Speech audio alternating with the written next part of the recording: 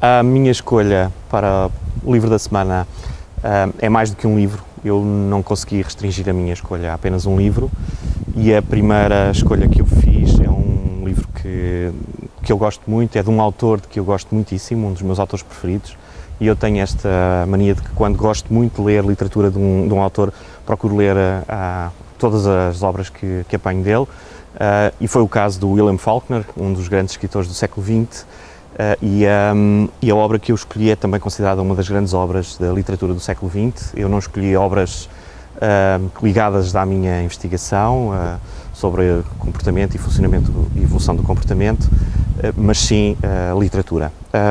O Som e a Fúria foi a obra que eu escolhi. Trata-se de, como aliás a maior parte das obras do Faulkner, um livro sobre o sul da América e sobre aquela vida numa região onde os conflitos raciais foram sempre muito, muito fortes. E ele fala disso no início do século XX. Esta obra é escrita em 1929 e é uma obra fortíssima, difícil de ler, mas uma leitura absolutamente extraordinária. A escrita é sublime e é isso que eu gosto particularmente na escrita do Faulkner. A densidade dos personagens é incrível.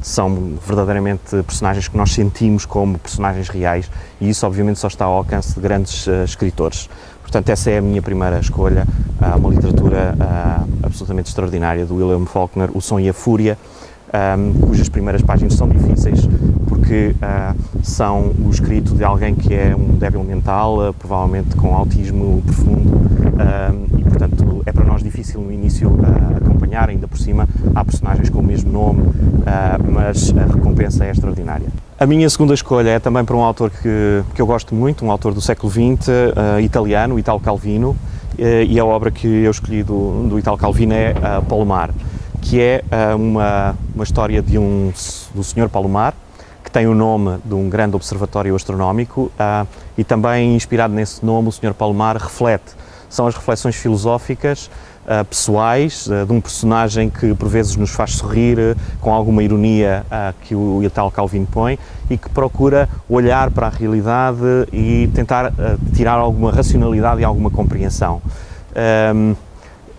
Num exercício que é muitas vezes impossível, num exercício que é muitas vezes em que ele falha completamente nos seus objetivos e nas suas contradições, mas que apresenta muitas semelhanças também com o processo de pensar científico, de olhar para as coisas com um olhar diferente e daí tentar fazer inferências, ainda que no caso do Sr. Palomar isso seja um exercício sempre falhado. A terceira escolha é a de uma outra autora de que eu gosto também muito, a Marguerite Yourcenar, e o livro que eu escolhi é O Tempo, esse grande escultor, por causa de uma viagem que é um livro de pequenas histórias, e a Marguerite Yourcenar tem uma história sobre um sonho do Dürer, que deu origem a uma pequena pintura, uma aguarela que o Dürer fez depois de um sonho que teve.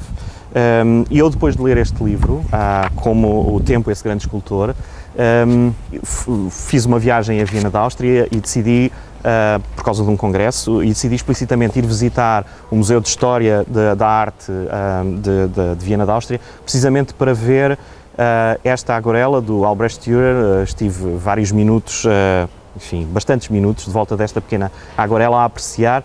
E, portanto, um livro pode-nos suscitar uma viagem, pode-nos suscitar um novo olhar e a procura de outras coisas, e é isso que eu também deixo como uma sugestão.